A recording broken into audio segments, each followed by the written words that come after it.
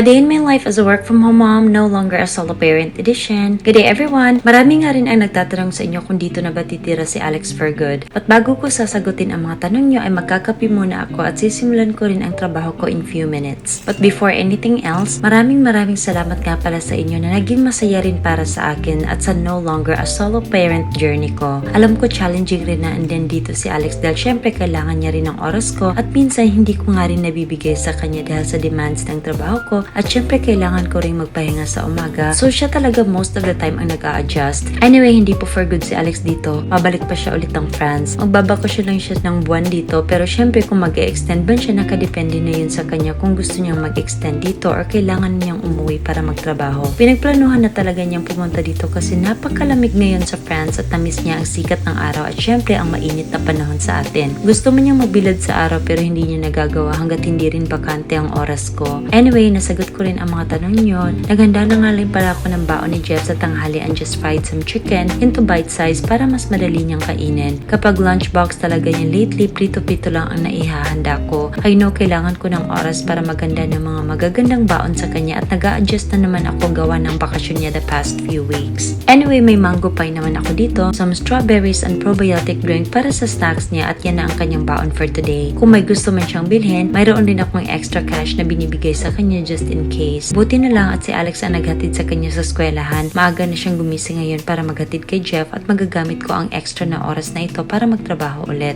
Mas magiging productive ako kasi magti-take rin ng more than 30 minutes back and forth ang paghahatid kay Jeff sa school dahil sa traffic. Anyway, after ko magtrabaho at makapag-nap ng 3 oras ay naghanda na ako ng brunch ko. Apparently, hinayaan ko na lang si Alex na kumain mag-isa at hindi na niya ako ginising dahil napasarap daw ang tulog ko. 1 PM na akong gumising at gumawa ako ng granola yogurt with berries. Tamang-tama at napaka-fresh nitong nabili kong strawberries kaya kahit may kamahalan napabili talaga ako dahil ang ganda niyang tingnan. Ang gagawin kong pair na drink na ito ay itong Yo Glow Babe Shapo-Apo na sinubukan ko more than a month na. Hindi ko naman ito inaaraw-araw dahil gusto ko rin na paiba-iba ang iniinom ko but I must say na suppressan talaga ito ng appetite kaya okay na okay lang sa akin kahit konti lang ang kinakain ko. Hindi ako nagugutom after. Kaya para sa akin effective rin talaga ito at hiyang ako dito kaya palagi ko rin itong iniinom. Maya-maya is nabayan na ako ni Alex na tumambay dito sa sala pero syempre mas clingy si Cookie sa kanya kaya sila ang magkatabi at na left out ako. Saka maya-maya ay pinick up na namin si Jeff sa eskwelahan at dumako na kami sa salon para magpagupit ng buhok niya kasi mahaba na nga rin at pinayuhan na daw siya na kailangan niya magpagupit.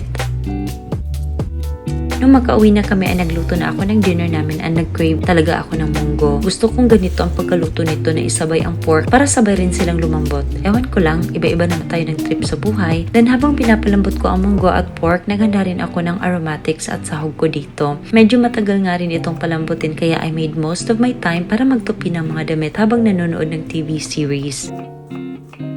Ganito talaga ang routine ko at minsan kapag marami akong gawain yung pinaplano kong lutuin ay yung hindi ko kailangan ng masyadong effort.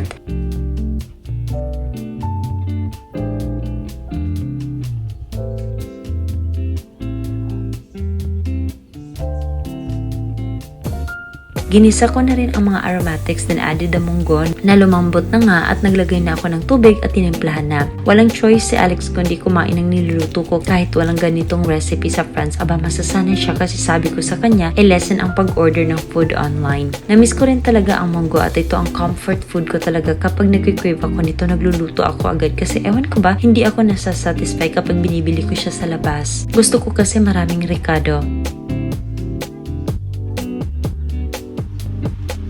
After dinner ay tinapos ko na rin ang pagtutupi ng mga damit at para makatulong na rin dahil sa panaginip ko lang ako may bakasyon. Pagising ko magtatrabaho na naman ako na isang alipin ng dolyar. Charing. And that's all for today. Thank you so much for watching. Bye!